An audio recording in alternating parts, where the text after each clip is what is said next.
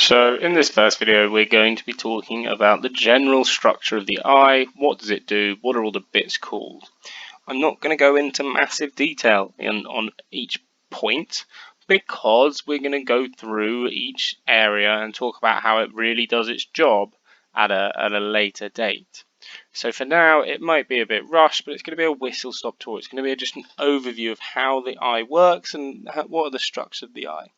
So the end goal of the eye is to send a message to the brain telling it what light is in front of it, because that's all that seeing is. Seeing is taking in light and establishing what is in front of us through looking at the reflection of lights coming off it.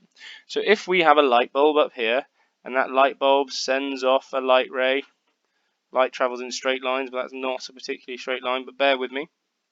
That light ray will then pass into our eye, pass through all this stuff, hit the back of our eye, which is where all the nerves are. These nerve cells will react to light and then send a message to the brain to tell us there is something in front of us. There is light coming in from in front of us. That means there's something there.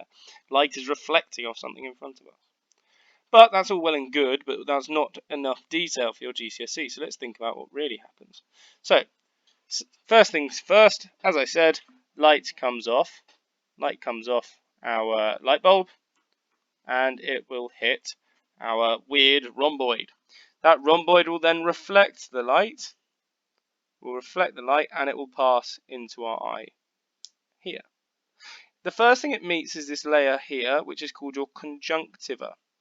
You don't need to know about your conjunctiva, but it's interesting because this is what gets infected in conjunctivitis or pink eye.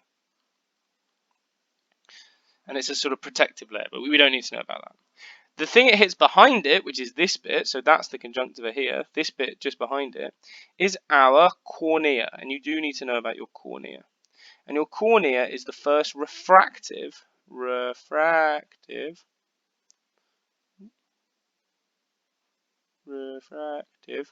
sort of portion of your eye.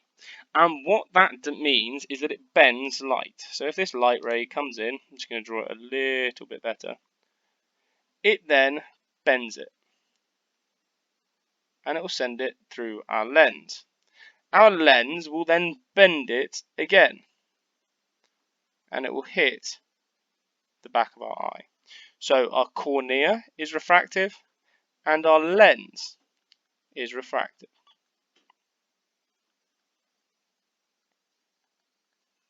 These are our two sort of light bending areas.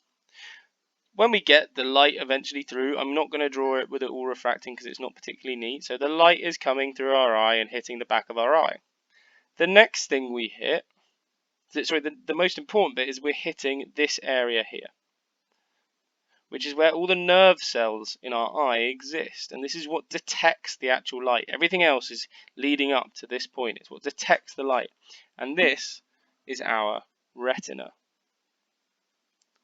And within our retina, we have nerve cells, or detection cells, or light detecting cells,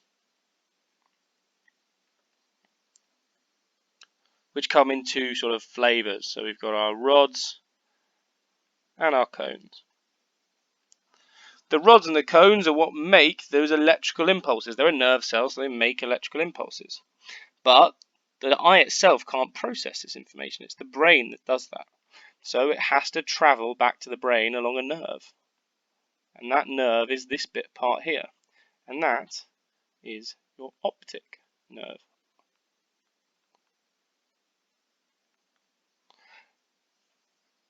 In terms of the other things that you need to know, there's only two bits really left.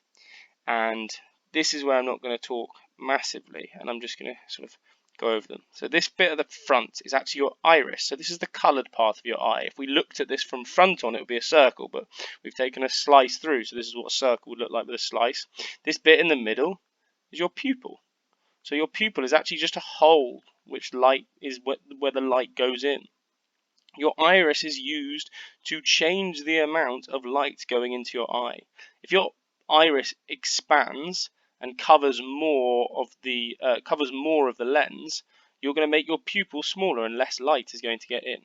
And if it sort of shrinks back and goes smaller, so rather than be that just those back bit it goes here, you're going to let in more light. So your iris regulates the amount of light that goes in. And finally, and the most complicated part, which I just want you to know exist, are the ciliary muscles. And they change the shape of your lens. And that's it. That's all you need to know. So you don't even need to know the conjunctiva, so we'll get rid of that. But you need to know your iris, your pupil, your ciliary muscles, which we'll talk about later, and then the cornea and the lens. The retina at the back, which contains these two nerve cells called rods and cones, which we're going to talk about later, and your optic nerve, which travels to your brain. As I said, we're going to cover all of this again. It's just meant to be a quick whistle-stop tour of the structures of the eye. And as we learn more and more, they'll make more and more sense.